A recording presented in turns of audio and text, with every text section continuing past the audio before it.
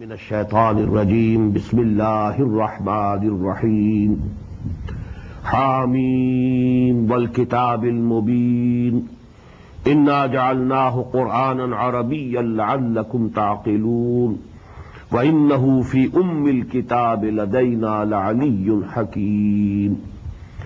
وقال تبارك وتعالى كما ورد في سورة الواقعة إنه لقرآن كريم في كتاب مكنون لا يمسه إلا المطهرون تنزيل من رب العالمين.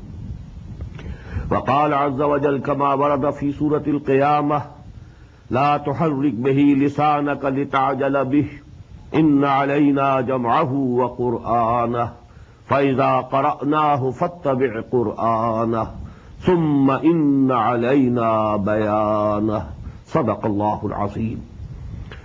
رب اشرح لي صدري ويسر لي أمري واحلل عقدة من لساني يفقهوا قولي. اللهم ربنا ألهمنا رشدنا واعذنا من شرور أنفسنا.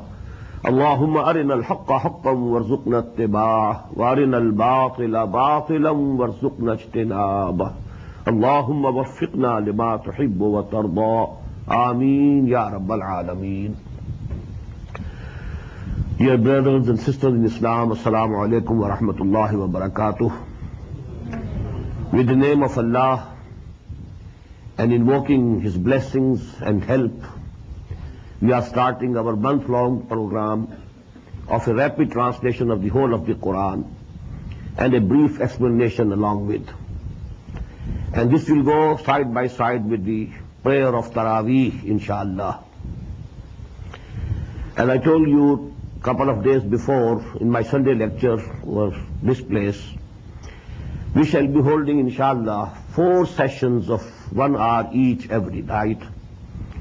For today, the first hour I'm taking, I'll try in half an hour to finish with some introduction, some basic and fundamental facts and figures about Quran Hakim, and then about half an hour for Surah Al-Fatiha, and then in the second hour, inshallah, we shall start with Surah Al-Baqarah.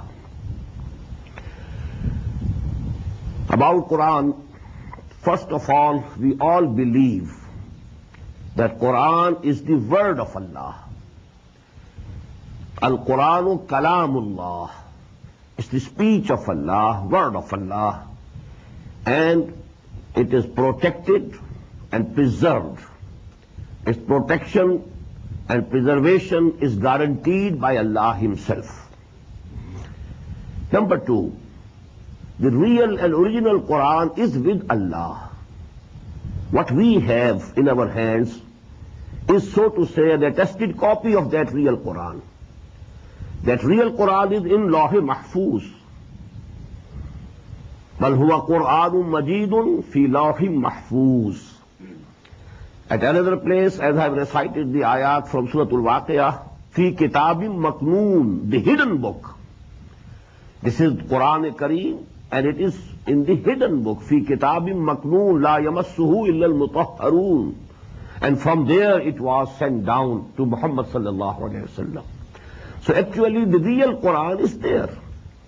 That is why I have recited the first 4 ayat of Surah Al-Zukhruf, Hamim wal Kitab al-Mubin. By this book, which is very clear, it is expressive of all its meanings. Inna ja'alnahu Qur'anan Arabiyyan la'allakum ta'qilun. And we have made it a Quran in Arabic language so that you can understand. And here actually the addressees are the Arabs, who were the first addressees of Quran. I'll discuss this point later on, inshallah. وَإِنَّهُ فِي الْكِتَابِ لَدَيْنَا لَعَلِيٌّ حَكِيمٌ. And this Quran is in the mother of the books, Kitab, the real mother book, لَدَيْنَا, it is with us. Al-Aliyyul Hakim, and this book is exalted and full of wisdom. So the real Quran is with Allah subhanahu wa ta'ala. Fi Lawhim Mahfuz, Fi Kitabim Maknoon, Fi Kitab Ladayna, And these are actually the attested copies of the Quran that is in Lawh Mahfuz. From there, it was sent down. And this coming down of the Quran was in two stages. Number one, in one night, round about the year 610 of the Christian era, one night of the month of Ramadan, that is Laylatul Qadr, the whole of the Quran, from the Lawh Mahfuz and from the Kitab, as I've told you, it was sent down to the first heaven. Actually, the lowest heaven from the divine side. But from our side, it's the first heaven. The whole of this Quran was sent in that night, Laylatul Qadr. Inna anzalnahu fi Laylatul Qadr. Wama adraka ma Laylatul Qadr. Laylatul Qadr khayrun min alfi shahr. Tanazzalul malaikatu wal ruhu fiha bi'izni rabbihim min kulli amr. Salamun hiya hatta matla'il fajr. And this Laylatul Qadr was in the month of Ramadan. That is why we have just listened in the prayer also, in the first rakat of Salatul Isha, this Shahr Ramadan alladhi unzila fihi al-Quran, hudan lin-nasi wa bayyinatin min al-huda wal-furqan. For this first coming down of the Quran, the verb that is used in Quran is anzalna. Anzala yunzilu inzalan, because this means one piece, suddenly, sending down something at one time, one piece. So the whole of the Quran was sent down from that Lawh Mahfuz, from that Kitabum Maknoon, from that Kitab to the first heaven. Now that is second stage was that from there it was sent down to the heart of Muhammad sallallahu alaihi wasallam through Archangel Jibreel alayhi salatu wassalam. And it was bit by bit, ayah by ayah, surah by surah. And it took 22 long years in the complete revelation of the Quran to Muhammad sallallahu alayhi wasallam. And who was Muhammad sallallahu alayhi wasallam? We all believe he was the last prophet of Allah subhanahu wa ta'ala. But here I want to mention, he was from the progeny of Ibrahim alayhi salatu wassalam through Ismail alayhi salatu wassalam. And you know his tribe, Quraysh, that belonged to the progeny of Ibrahim and Ismail alayhi salatu wassalam. And they were settled, you know, being Ummul Qura, that is Makkah al-Mukarramah. So there actually, that is the place where Muhammad sallallahu alaihi wasallam was born in the year 571 of Christian era. And when he was round about 40 years, this revelation started to him in Ghar-e Hira, in the cave of Hira. And that was the year 610, as far as we can assess and we can know. Now during these 22 years of the revelation of Quran, for about 12 years Muhammad sallallahu alayhi wasallam stayed at Makkah. So the amount of Quran that was revealed during this period is called the Makki Quran, the surahs, Makki surahs, and it is round about 2/3 of the whole of the Quran. Then he migrated in the year 622 to Medina Munawwara, and from thence till his death in 632, that is 10 years he stayed at Medina.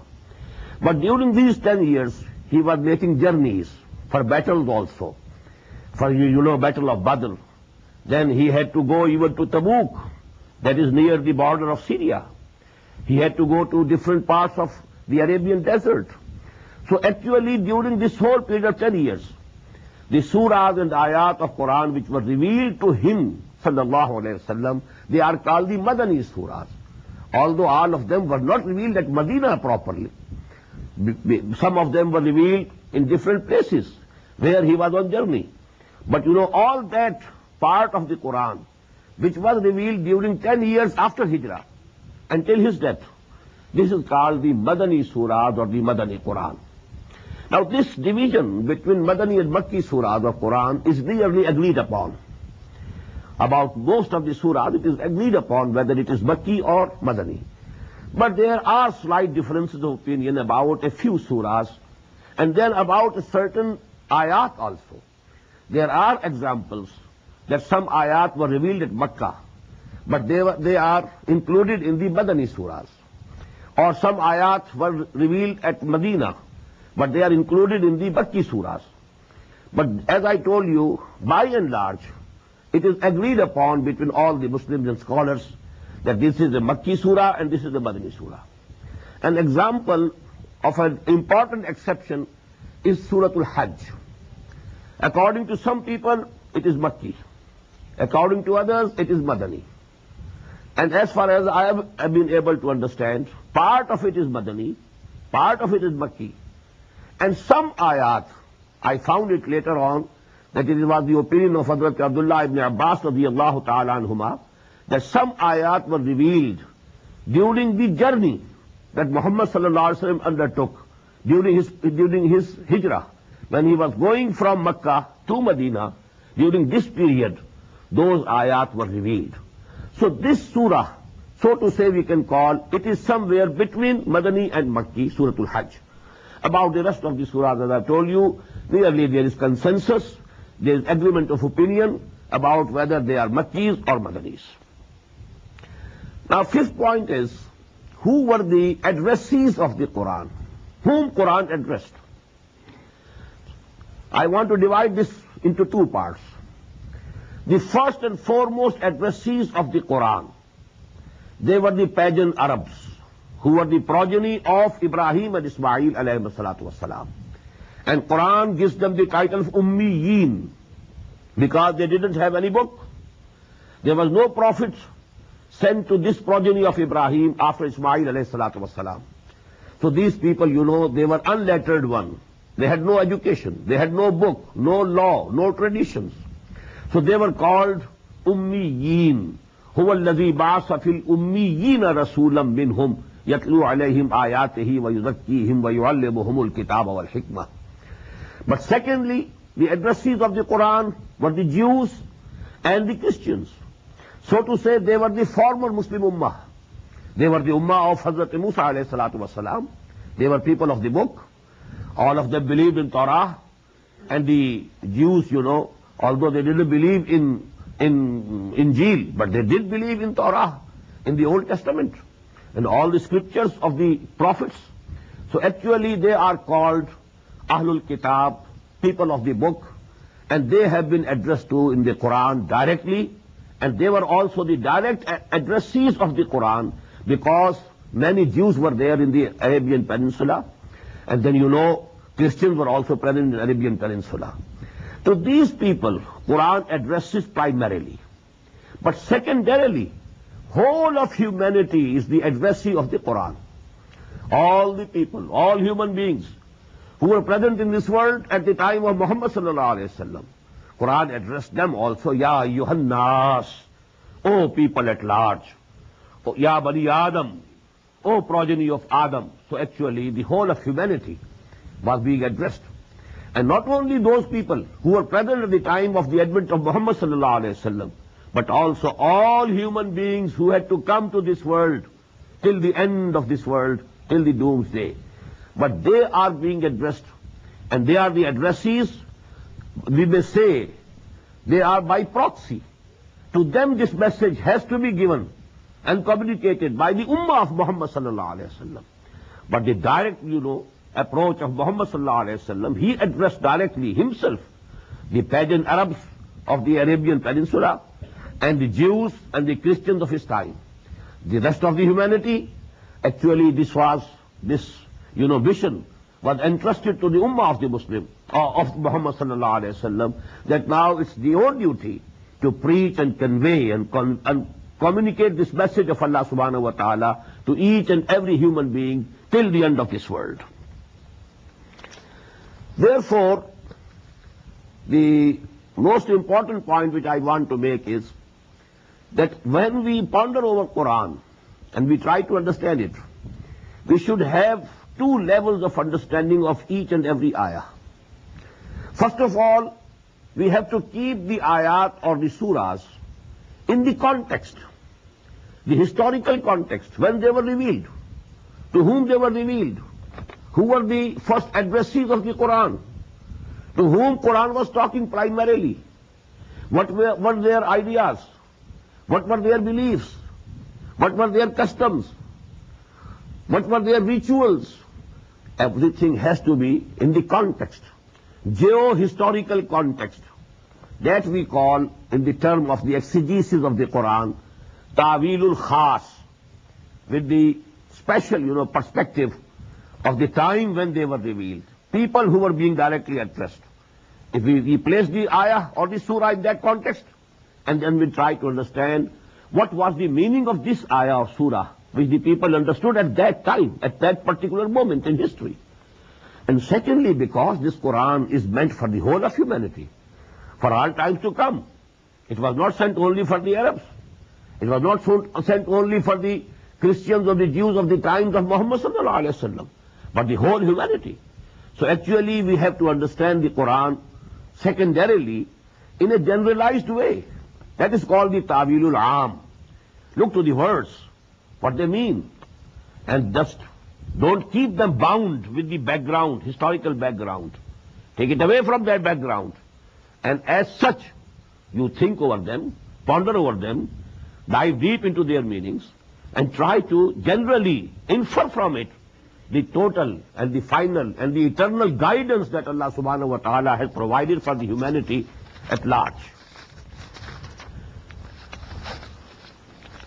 Now lastly, the sequence of Quranic surahs in the Mus'haf that we read and recite, and the sequence in which it was revealed, these two are absolutely different. The sequence of revelation and the sequence of the Mus'haf, the book that we have, these two sequences are absolutely different. And as we know, the Makki surahs, basic principle is that they were revealed at Makkah. They were revealed earlier than the Madani surahs. But we find in the Quran, in Mus'haf, that the 4 Madani surahs, they are in the very beginning of the Mus'haf. Suratul Baqarah, Suratul Al Imran, Suratul Nisa, Suratul Ma'idah. 4 longest Madani surahs are in the beginning of the Quran, although we know they were revealed after 12 years from the beginning of the Wahi. So the sequence of Mus'haf and sequence of revelation, they are different. Now we must understand how Quran was collected and how it was compiled. The collection and compilation of Quran, it was completed in 3 stages. First of all, the Quran was compiled in a sequence during the lifetime of Muhammad sallallahu alaihi wasallam, through the divine guidance of Hazrat Jibreel alayhi salatu wasalam. Whenever the ayat were revealed, the Prophet said to the people who were writing these ayat, there were certain people, certain companions, who were assigned the duty of writing them, Katibin Wahi, we call them, who used to write those ayat, that put these ayat after such and such ayat of this surah. The sequence was going on as they were revealed, not in the sequence of revelation, but in the sequence of this Mus'haf that we have today with us. And this compilation of the Quran was completed in the lifetime of Muhammad sallallahu alaihi wasallam. Some people have cast some doubt about it, but actually it's agreed upon. It's absolutely proven fact that the compilation of Quran was complete during the lifetime of Muhammad sallallahu alaihi wasallam, and it was done by him. But it was only in the hearts of the people. It was not in the form of a book like this. It was not collected in a book. People had remembered the whole of the Quran, and that was with the sequence. And we know it from very confirmed traditions that in every Ramadan al-Mubarak, this month, Hazrat Jibreel alayhi salatu wasalam used to come and recite the Quran, and along with him, Hazrat Muhammad sallallahu alayhi wasallam, he also recited in the same sequence. So as Quran was being revealed, the sequence was also being fixed side by side. And in the last Ramadan of the life of Muhammad sallallahu alayhi wasallam, the whole recitation of the whole of the Quran was completed twice. So that sequence of the surahs and ayat was completed, and compilation was completed in the lifetime of Muhammad sallallahu alaihi wasallam, although there was no book form of this Quran in the days of Muhammad sallallahu alaihi wasallam. But it was collected in the form of a book within 2 or 3 years after the death of Muhammad sallallahu alaihi wasallam. Because we know it. It was done during the caliphate of Hazrat Abu Bakr radiyallahu ta'ala anhu. And his period of caliphate is only 2 years and a few months. So within this period, this was collected in Mus'haf also, in a book form also. And then thirdly, during the time of the caliphate of Hazrat Osman radiyallahu ta'ala anhu, it was written down in a particular script. And that script we have now, this is called Rasm Osmani. This script was decided by Hazrat Osman radiyallahu ta'ala anhu. But only script.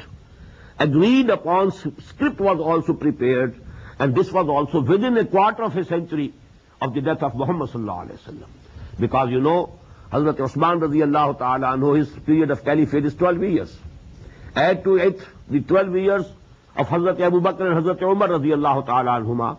So actually, before the completion of 1/4 century, after the death of Muhammad sallallahu alaihi wasallam, an agreed script was also prepared, and now we have the copies of that script all over the world. This is called Ar-Rasmul Usmani radiyallahu ta'ala anhu. Now, a few words about the basic terminology about Quran. The unit of Quran is called ayah. We don't call it a sentence. We don't call it a verse. Some of the writers use this word for Quran, but as far as I think, we shouldn't use it. Neither the word sentence nor verse. We have to keep this word ayah. It's very unique. Ayah means a sign or a symbol. Actually, every ayah of Quran is a sign or symbol of the wisdom of Allah subhanahu wa ta'ala. So we cannot substitute any other word in its place. We have to keep it, and because during this translation of the Quran, I'll be keeping this terminology. That is why I'm explaining in the very beginning. Ayat, ayat. But if ayat, you know, if there is full stop after that, we call it ayah. So these are fundamental things, you know. Ayah and ayat is the same. And the plural is ayat. Now, ayat, you know, they are very small also, very large also. We have, you know, haruf muqatta'at. They also go to make ayah. Hamim, it is ayah. Alif Lam Mim, it is ayah. Then Wal Asr, it is ayah. Innal insana lafi khusr, it is again an ayah. And then there are ayat in which you can have 10 sentences. Ayatul Kursi, for example, a very big ayah, one of the biggest ayats of the Quran. So actually, these ayat, you know, they are not based on any grammatical or any other logical, on a principle of logic or grammar. This is based on as Muhammad sallallahu alaihi wasallam told us. And we call it, in this terminology, tawqifi. These matters are tawqifi. They are mawquf alayh, on the telling of Muhammad sallallahu alaihi wasallam. As he told, we accept it. No reason, no principle, no logic, no grammar. Now these ayat, you know, you may note here, there are about 6,666. There is some difference in number. But round about 6,500 ayat of the Quran, whole. Now these ayat, second term is surah, and the plural is suwar. But you know this word is, because it's not commonly used, I'll be using the word surah and surahs during this translation, when translating into English. And what is surah? Surah is not a chapter. Please note, these terms are not applicable to the Quran. These terms which we use about the books generally, sentences, paragraphs, there are no paragraphs in the Quran. Then there are no chapters. This is not chapter. Because you know, for every chapter of a book, there must be a certain topic, and that topic should be discussed in that chapter alone. It shouldn't be repeated in the second chapter, or again in the third chapter. But we find in the Quran that even the story of Adam and Iblis, it has been repeated in 7 surahs of the Quran. So actually it's a unique book. It's not the common book as we know the word book, human books. This is a unique book in itself, and it has its own compilation, its own style, its own terminology. So ayat, then the ayat are joined together in surahs. There are 114 surahs of the Quran. And these surahs, you know, are very small also. 3 surahs are there who have only 3 ayat each. وَالْعَصْرِ إِنَّ الْإِنسَانَ لَفِي خُسْرٍ إِلَّا الَّذِينَ آمَنُوا وَعَمِلُوا الصَّالِحَاتِ وَتَوَاصَوْا بِالْحَقِّ وَتَوَاصَوْا بِالصَّبْرِ. Surah is complete. In the same way, إِنَّا أَعْطَيْنَاكَ الْكَوْثَرَ فَصَلِّ لِرَبِّكَ وَانْحَرْ إِنَّ شَانِئَكَ هُوَ الْأَبْتَرُ. Surah is complete. And on the other hand, we find Surah Al-Baqarah, 286 ayat. And among these 286 ayat, there are certain ayat which are so long that Ayatul Kursi is at least 3 times bigger than Surah Al-Asr. So actually these sizes are also dependent upon what the Prophet ﷺ told us. These are tawqifi umur, not based on any logic, not based on any principle. The only principle is that the Prophet told us this is Surah Al-Baqarah. Starts from here and here. This is Surah Al-Imran. Starts from here and here. It is small or large, big or small. It has nothing to do with any number, any size, any principle of grammar. But as far as the contents are concerned, there are principles. Every surah has a central theme. And all the ayat of that surah, they are connected with that central theme logically. They are absolutely logical relationship. But you know, not as we find in our chapters. It's complete in itself, self-sufficient in itself. Then one point please note, and that is, most of the surahs of the Quran are in pairs. Surah Al-Baqarah, Surah Al-Imran, a pair. In the same way, the Musaf ends with Mu'awwazatayn. Qul a'udhu bi rabbil falaq, Qul a'udhu bi rabbin nas. Very similar to each other. That's a pair.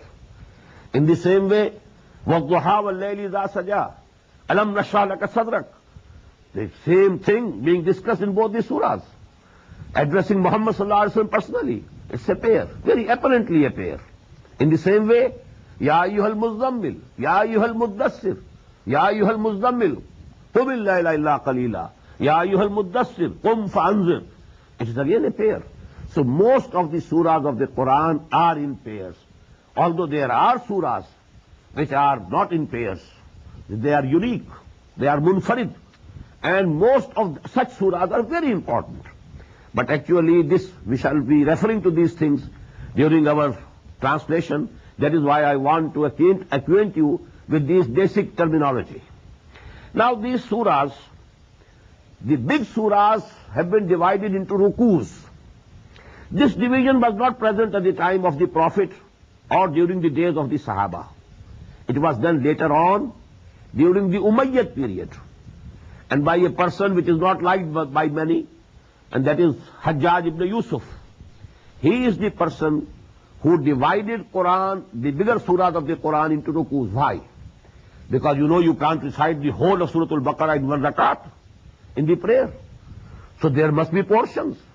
So you can recite them in your prayers. So for that purpose, one ruku for every rakat. The root is the same. Raka'ah, ruku, rakat, and ruku. All these things what are? One rakat, you can recite one ruku. So that one subject is discussed in one ruku. So this was done later on, but it was not present in the days of the Prophet or of the companions. Radiyallahu ta'ala anhu. In the same way, then the whole of the Quran was divided into 30 parts, which we call paras, and parts in Quran. This division also was done later on, and we don't know when it was done. But it definitely was not present in the days of the Prophet sallallahu alaihi wasallam or of the companions. This was to facilitate the Muslims so that every Muslim can read and recite one para, one part of the Quran every day, so that each month he completes one recitation of the whole of the Quran. But these two words, these two terms, rukus and paras or parts, they were introduced later on. They were not present during the days of the Prophet sallallahu alaihi wasallam or of the companions radiyallahu ta'ala anhum ajma'in. But then you know another word which we find in ahadith, that is hizb. The surahs of the Quran they were grouped in such a way that Quran was divided or divisible into 7 nearly equal parts, not exactly equal. Some hizb is more than 5 paras. First hizb is more than 5 paras. Some is less. Because if you divide 30 parts and you divide into 7, so what will come? About 4.5 in each. But we have somewhere it is 4.25, somewhere it is about 4, somewhere it is more than 5, as I've told you. But the beauty is, and this one was present during the time of the Prophet ﷺ, hizb, because people who had more love for Quran, they used to complete the recitation of the Quran in every week. So they had to divide Quran in 7 parts so that they can complete the recitation of the Quran in 1 week, 7 days. So we find the beauty is that the surahs are complete. They are not broken in this division into Ahzab or Manzil, as we call it in Urdu generally, Manzil. And the Ahzab, this is the Arabic word mostly used. We have 3 surahs in the first. If you leave alone Suratul Fatiha, which is the preface of the whole of the Quran, then 3 surahs. Suratul Baqarah, Surah Al Imran, Suratul Nisa, 1 Manzil, 1 Hizb. Then 5 in the next, 7 in the next, 9 in the next, 11 in the next, and 13 in the next, and then 65 surahs in the 7th Hizb. That is also a multiple of 13. 13 into 5 makes 65. So actually there's a beauty, numerical beauty, as well as, a gradual increase, 3, 5, 7, 9, 11, 13, and then 65. So this was also present, this division of the Quran into 7 ahzab, or 7 manazil, during the days of the Prophet ﷺ. Lastly, there is another grouping of these surahs. And incidentally, this is also in 7 groups. These 7 groups are groups of Makki and Madani surahs. We find in the Quran 1 or 2 Makki surahs, then 1 or more Madani surahs, it becomes 1 group. Then 2 or 3 or 1 or 2 Makki surahs, then some Madani surahs, 2nd group. Then Makki, then Madani, 3rd group. Again Makki, again Madani, 4th group. Again Makki, again Madani, and so on. These are also 7 groups. We find in the first group, Suratul Fatiha is the only surah which is Makki. Only one. Then 4 longest Madani surahs, Suratul Baqarah, Suratul Al Imran, Suratul Nisa, Suratul Ma'idah, and this goes to make the first group. This is not first manzil, first group of Makki Madani surahs. Then we have 2 surahs which are Makki, Suratul An'am, Suratul Araf. Again 2 surahs which are Madani, Suratul Anfal, Suratul Tawbah. This is the 2nd group. Then in the 3rd group, we have 14 surahs which are Makki, starting from Suratul Yunus, ending with Suratul Mu'minun, and only 1 surah which is Madani, and that is Suratul Nur. Then 8 surahs which are Makki, again 1 surah which is Madani, Suratul Ahzab, so on. Then again 13 surahs which are Makki, and then 3 surahs, Suratul Muhammad sallallahu alayhi wasallam, Suratul Fath, Suratul Hujurat, these are the Madani surahs. Then from Suratul Qaf till Suratul Waqi'ah, they are the Makki surahs. From Suratul Hadid to Suratul Tahrim, these are the Madani's 10 surahs, and this is the 6th group. And finally, it's nearly whole of it is Makki surahs, from Suratul Mulk to Suratul Ikhlas. Only the last 2 Mu'awwazatain, they are the Madani surahs. So these are also, and they are very meaningful. Every group has a central idea, central theme. And the aspects, one aspect of that subject is discussed in the Makki surahs. The other aspect of the same subject is discussed in the Madani surahs of the same group.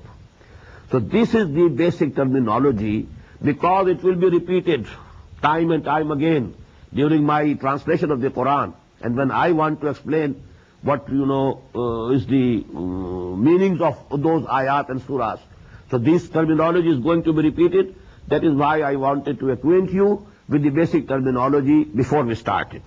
And now we start with Suratul Fatiha. A'udhu billahi minash shaitanir rajim. Bismillahir rahmanir rahim.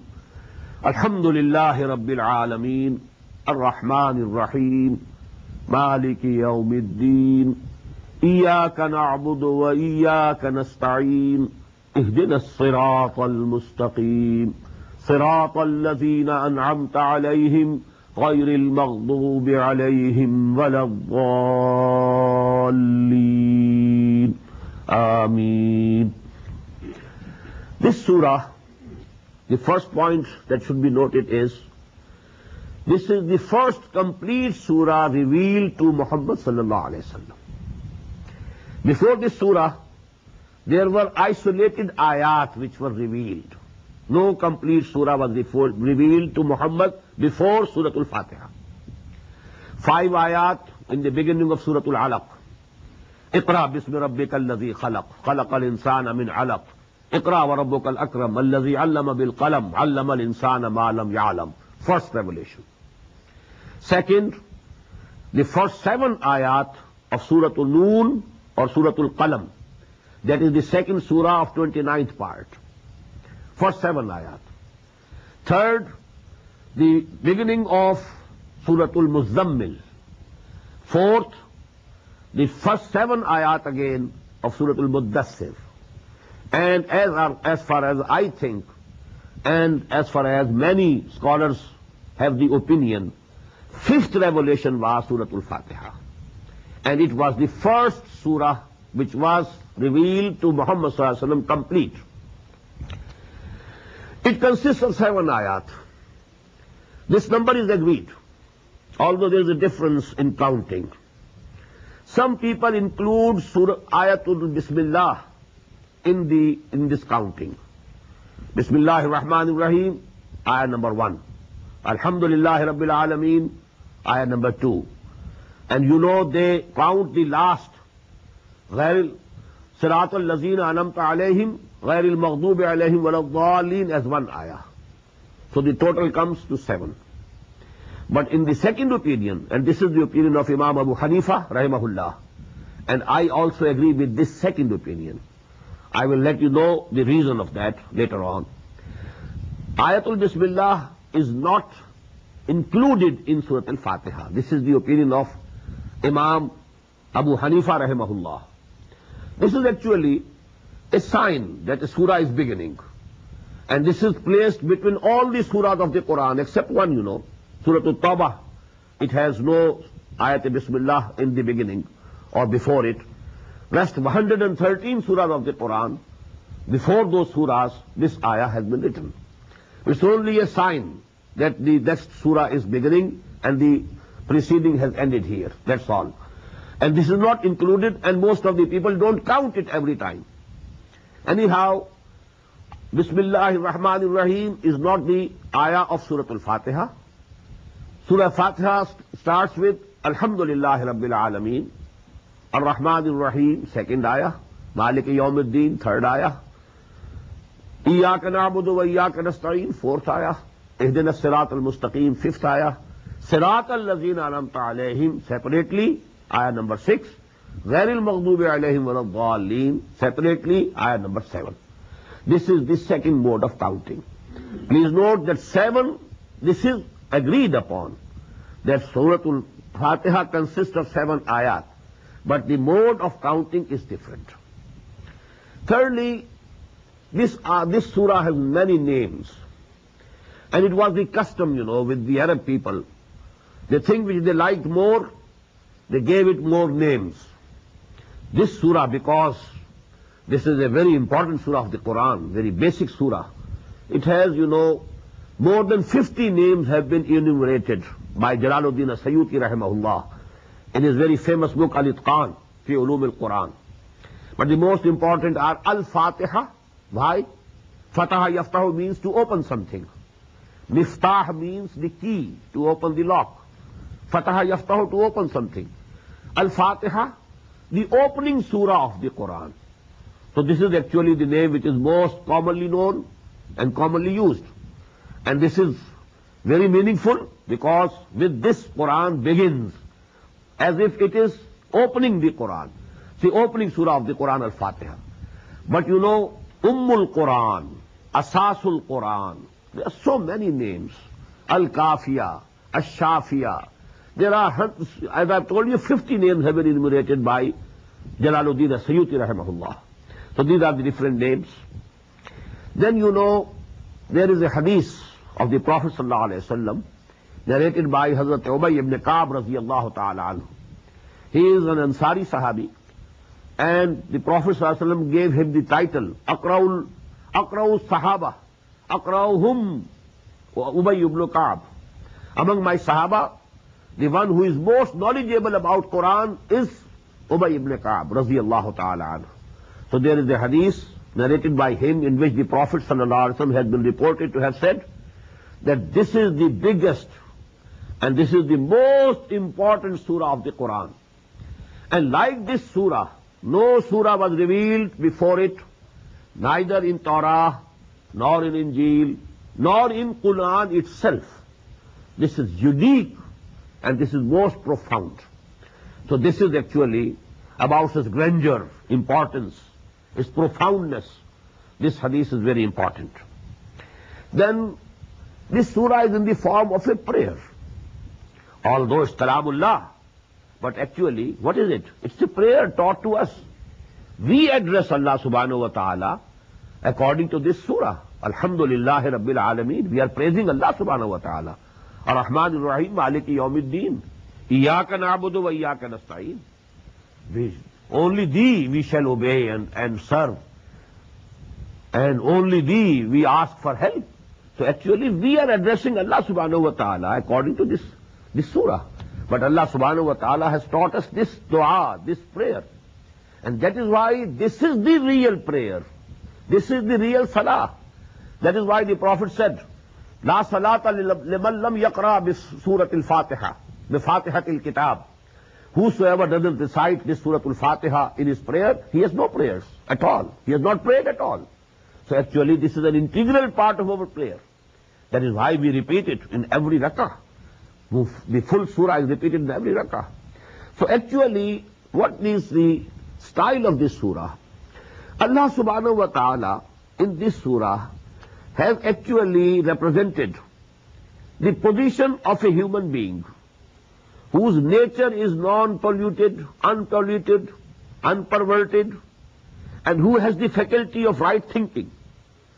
He can reach by his own thinking and ponderance and meditation, he can reach the conclusion that there is a creator of this universe, and he is Rahman and Rahim. And secondly, that we shall have to return to him for the rewards of our actions or punishments of our misdeeds. These things, you know, they are so much simple and so much known, absolutely known and apparent to the human nature, that every human being who thinks in a right way, in a straight line, who has the faculty of reasoning in a straight line, who can use his logic in a very straight manner, and number two, his nature is unpolluted, unperverted, he will reach these conclusions. There is some creator. That creator is most benevolent, most compassionate, most merciful. Then he has created us, and he has produced in us a moral law, a moral sense. We know by our nature something is wrong, something is right, something is good, something is bad. When there is this knowledge, this moral law within ourselves, it cannot go unrewarded. There must be some reward. And that reward we don't find in this world. So there should be another life. So these are the basic things to which a human being, if he is good-natured, Salimul Fitrah, and if he has the right thinking, he is Salimul Aql, he will reach these conclusions. But now he has to ask for guidance. What should I do? Where should I go? What things are actually harmful for me? I don't know. I want to please you, O Allah. How should I do it? I want to worship you, O my Creator. I want to know you. I want to love you. I want to obey you. I want to please you. But how should I do it? That is actually this is the call of the nature. And this call of the nature has been given these wordings by Allah subhanahu wa ta'ala, and they have been given to us in the form of Surah Al-Fatiha. Just as we shall find, inshallah, today, in the 4th section of Surah Al-Baqarah, that when Hazrat Adam alayhi salatu wasalam committed a sin, he disobeyed Allah subhanahu wa ta'ala, he ate the fruit of the forbidden tree, then there was within him a sense of guilt. He wanted to apologize. He wanted to repent. He wanted to ask Allah for his forgiveness. But he didn't have the words. With what words should I ask the forgiveness of Allah subhanahu wa ta'ala? And we find in that section, فَتَلَقَّى آدَمُ مِنْ رَبِّهِ كَلِمَاتٍ فَتَابَ عَلَيْهِ. When Allah subhanahu wa ta'ala found in him that he is now feeling guilty, he is now sorrowful, he is now sorry why I committed this mistake, he wants to apologize to me, he wants to ask my forgiveness, then Allah subhanahu wa ta'ala taught him the words.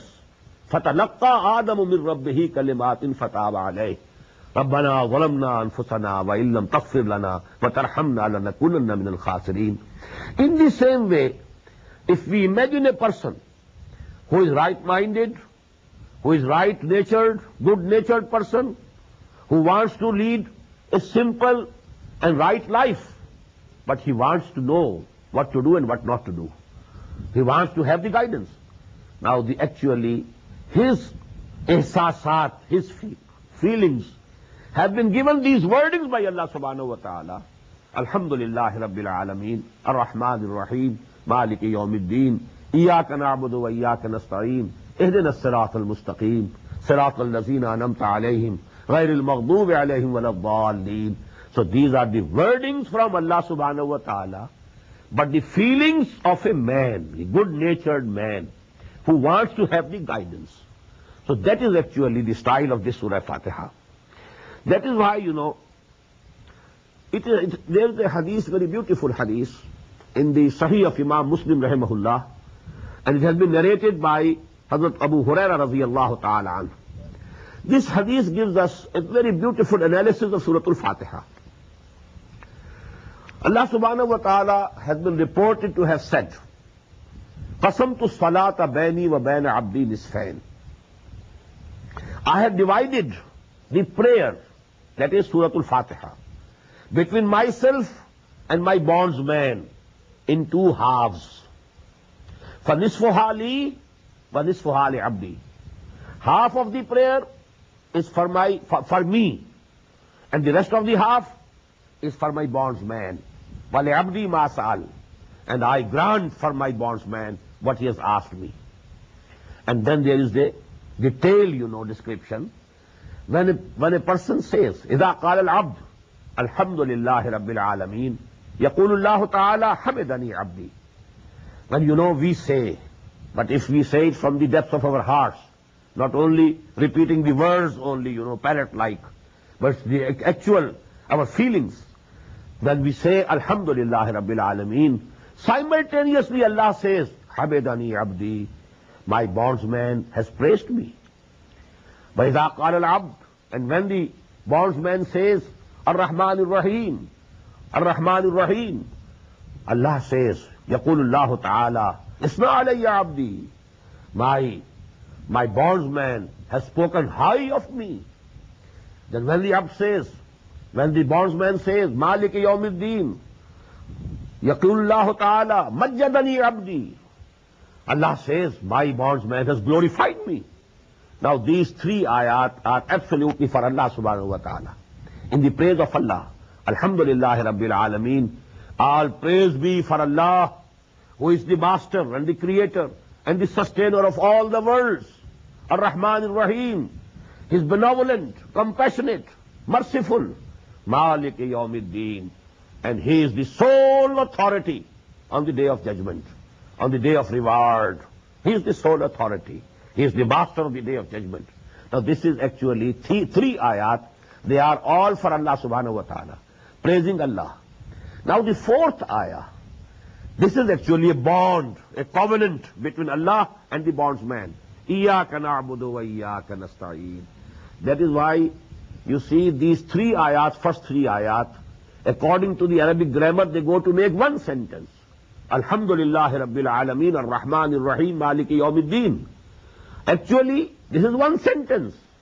Although ayat are three, sentence is one. But in the fourth ayah, Iyaka na'bud, it's a complete sentence. Wa Iyaka nasta'in, another complete sentence. It is comprised of two sentences. O Allah, only Thee we worship. Only Thee we serve. Only Thee we obey. And we shall translate it into future tense also.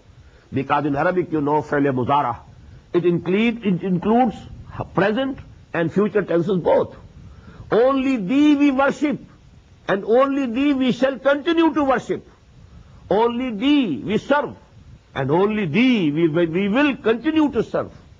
Only Thee we obey, and only Thee we will continue to obey. And in the same manner, وَإِيَّاكَ نَسْتَعِينَ, and only Thee we ask for help. And only Thee we shall ask for help. We shall not ask help. We shall not invoke any other person, any other body. We shall ask help from You and You alone. وَإِيَّاكَ نَسْتَعِينَ. Now this is something in between the two. First three ayat for Allah subhanahu wa ta'ala. This is when the bondsman says according to this hadith, إِيَّاكَ نَعْبُدُ وَإِيَّاكَ نَسْتَعِينَ, Allah subhanahu wa ta'ala says, هَذَا مَا بَيْنَ عَبْدِي هَذَا مَا بَيْنِي وَبَيْنَ عَبْدِي وَلِعَبْدِي مَا سَأَلَ. This is between me and my bondsman. And I have granted for my bondsman what he has asked. What we have asked. إِيَّاكَ نَسْتَعِينَ. We want your help. He wants my help. I grant him my help.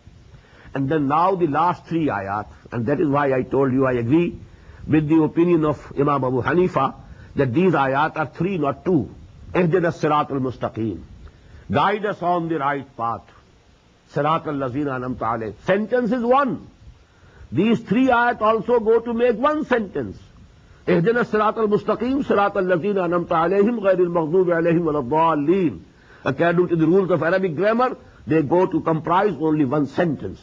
Although the ayat are either two, as enumerated by a certain group, or three, as enumerated by the other people. And I am agreeing with the second opinion.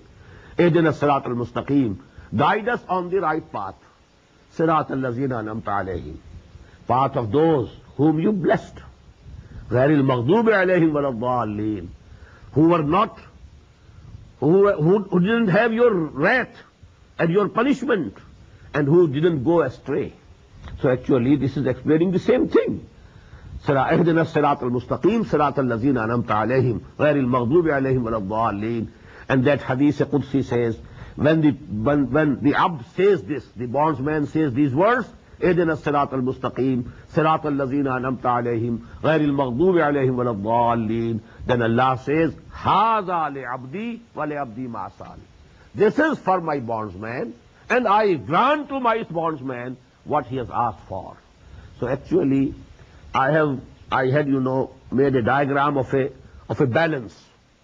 A balance has, you know, that, what should we call it, a stick, and then, you know, the two sides, and we have three ayat on one side, Alhamdulillah Rabbil Alameen, Ar-Rahman Ar-Rahim, Maliki Yawmiddin, and then they are attached to that central beam, and with the Iyaka Na'bud.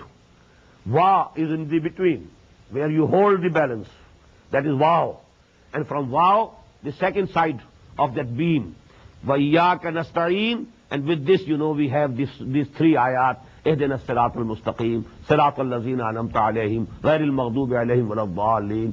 Very symmetrical, very balanced. قسمت الصلاة بيني وبين عبدي نصفين. I have divided the prayer between myself and my bondsman into two halves. نصفها لي ونصفها لعبدي. Half is for me and half is for my bondsman. وَلِعَبْدِي مَا سَأَلَ. And I have granted to my bondsman what he has asked for. And in the end we say, Ameen. What does it mean? Oh Allah, accept our request.